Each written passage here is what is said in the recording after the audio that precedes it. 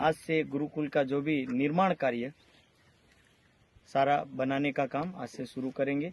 तो इस उपलक्ष्य को लेकर के हम सब सुंदर साथ इकट्ठे हमारे बीच में श्री प्राणनाथ ज्ञानपीठ सरसावा से पूज्य राजन स्वामी जी भी उपस्थित हैं। तो स्वामी जी से निवेदन करेंगे कि स्वामी जी आप इस कन्या गुरुकुल को लेकर के यहाँ उपस्थित सभी सुंदर साथ और कन्या गुरुकुल की बालिकाएं और हम सब सुंदर साथ को इस विषय को लेकर के संबोधित करें। प्राणाधार सुंदर साथ जी, तैत्तिरीय उपनिषद में एक बहुत ऊंची बात कही गई है, सत्यम ज्ञानम अनंतम ब्रह्म। उस परमात्मा की 3 विशेषताएं हैं, सत्य, ज्ञान स्वरूप और अनंत। जो सत्य है वही ज्ञान स्वरूप है और वह अनंत है। वेद कहता है सत्येन उत्पीता भूमि, यह सारी सृष्टि किससे टिकी हुई है? सत्य से टिकी हुई है। जो सत्य है वही तो ब्रह्म है और वही ज्ञान स्वरूप है। आज हिंदू समाज बहुत भटक गया है, वो नहीं समझ रहा है कि यदि इस मानव जाति से ज्ञान हट जाएगा तो उसका अस्तित्व कैसे रहेगा। जिस परमात्मा को हम कहते हैं कि वो सत्य है, प्रज्ञानम ब्रह्म कहते हैं, सत्यम ज्ञानम अनंतम ब्रह्म कहते हैं, उसके ज्ञान का संरक्षण करने, उसके प्रसार की दिशा में कोई कार्य जैसा चाहिए वैसा विधिवत नहीं हो पा रहा है। हम सोचते हैं कि केवल सुंदर मंदिर बना लेंगे, सोने की छत्र चढ़ा लेंगे, हीरे मोतियों से अपने आराध्य की मूर्ति को सजा देंगे तो सच्चिदानंद परमात्मा हमारे ऊपर विशेष कृपा कर देगा। यह हमारी बहुत बड़ी भ्रांति है। जब तक हर हृदय के अंदर उस सच्चिदानंद परमात्मा का दिया हुआ ज्ञान विद्यमान नहीं होगा तब तक इस मानव जाति की संरक्षण नहीं किया जा सकता। आप देखिए कि हर देश ने अपनी सुरक्षा के लिए बड़े बड़े अस्त्र शस्त्र बनाए हैं, लेकिन इन्हीं अस्त्र शस्त्रों से संभव है विश्व युद्ध में सारा संसार कहीं लड़कर विनाश को प्राप्त न हो जाए। मानव जाति को संरक्षण कोई दे सकता है, रक्षा कर सकता है तो केवल ज्ञान और सत्य पर अवलंबन। इसलिए अक्षरातीत श्री प्राणनाथ जी की ब्रह्मवाणी तो अवतरित हो गई आज से 400 वर्ष पहले, लेकिन यदि उसका ज्ञान हर मानव जाति के एक एक व्यक्ति के अंदर नहीं फैला तो हम कैसे आशा कर सकते हैं कि संसार का कल्याण होगा।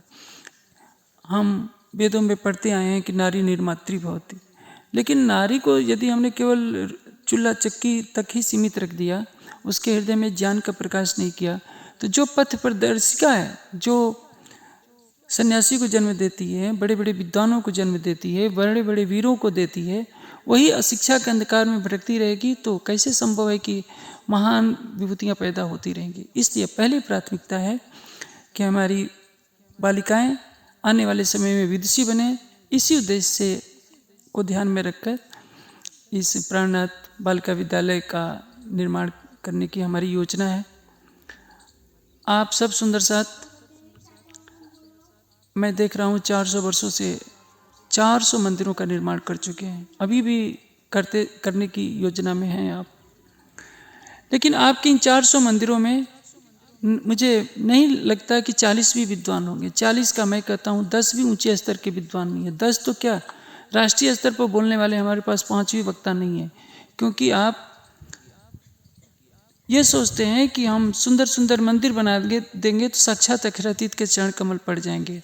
वाणी कहती है हक इलम जित पहुँचिया तित अर्श हुआ दिल हक। यदि हृदय में राज्य का ज्ञान ही नहीं हुआ, प्रेम की धारा ही नहीं बनी, तो हमारा दिल धनी का अर्श कहाँ से हो सकता है? अवश्य हो सकता है। हम बड़े बड़े भंडारे कर सकते हैं, अच्छे अच्छे खीर पकवान बना करके खा सकते हैं, बहुत बड़ा फंड बैंकों में जमा कर सकते हैं आश्रमों और मंदिरों के नाम से, लेकिन ज्ञान की धारा को अवरुद्ध कर देंगे, प्रेम की धारा को आप बहने ही नहीं देंगे, तो आप समझिए सारी मानवता के लिए संकट खड़ा होगा और जागने पर भी प्रश्न चिन्ह खड़ा होगा।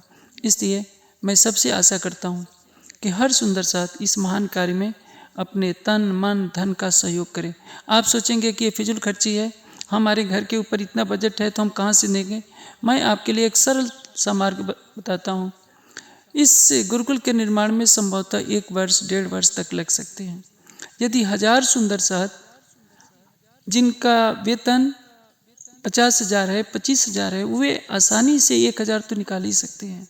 1000 सुंदर साथ 1,000 जमा करते हैं तो प्रति माह 10 लाख रुपये इकट्ठे होंगे। और 12 महीनों में 1,20,00,000 रुपए सरलता से एकत्रित हो जाएंगे। आप सोचिए 1.5 वर्षों में कितनी धनराशि एकत्रित हो सकती है। यदि मैं जानता हूं कि 1,000 सुंदर साथ इसके लिए तैयार नहीं होंगे, 500 तो सुंदर साथ तैयार हो सकते हैं। और जिनके पास अधिक धनराशि की आय है, कोई किसी के घर में 1 लाख की आमदनी है, किसी के घर में 50,000 की आमदनी है, तो वर्ष केवल 1 वर्ष के लिए कोई 2,000 दे, कोई 3,000 दे, तो 500 सुंदर साथ भी इसके लिए कटिबद्ध हो जाए तो बिना किसी पर आर्थिक बोझ पड़े हुए गुरुकुल का निर्माण आसानी से कार्य हो जाएगा। आप बड़े बड़े भंडारे करते हैं, शादी विवाह में आप 50-50 लाख अकेले खर्च कर देते हैं, तो उसका कोई सार्थक परिणाम नहीं निकलने वाला है। खिलाते हैं, पिलाते हैं, उससे मानवता का कुछ भला नहीं होने वाला है। लेकिन आपने ज्ञान का बीज जो बोया, यहाँ से जो बच्चियाँ कल को विदुषी बनेगी, सारे संसार में ज्ञान का प्रकाश करेंगी, तो वही आपकी कीर्ति हमेशा के लिए अक्षुण्ण रहेगी। वो सबसे बड़ी सेवा है।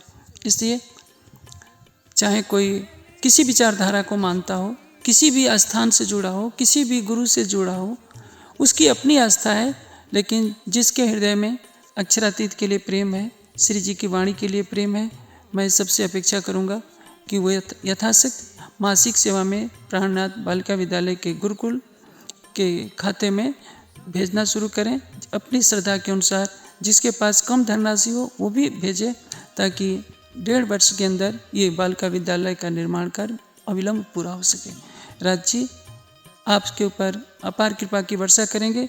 यदि आप ब्रह्मवाणी के प्रसार में ये जो एक मील का पत्थर सिद्ध होने जा रहा है ये गुरुकुल, आप इसकी संरचना में सहयोग देते हैं, तो मैं धामधनी से प्रार्थना करूंगा कि राज जी सबको विवेक दें, ताकि जो अपना धन निरर्थक कार्यों में खर्च कर रहे हैं, मंदिरों को केवल राजमहल बनाना चाहते हैं, वो सोचते हैं कि हम राजमहल जैसा सुंदर बना देंगे तो राज्य के चरण कमल पड़ जाएंगे, उस भ्रांति से निकलें और इस महान कार्य में अपना योगदान दें। प्रणाम जी।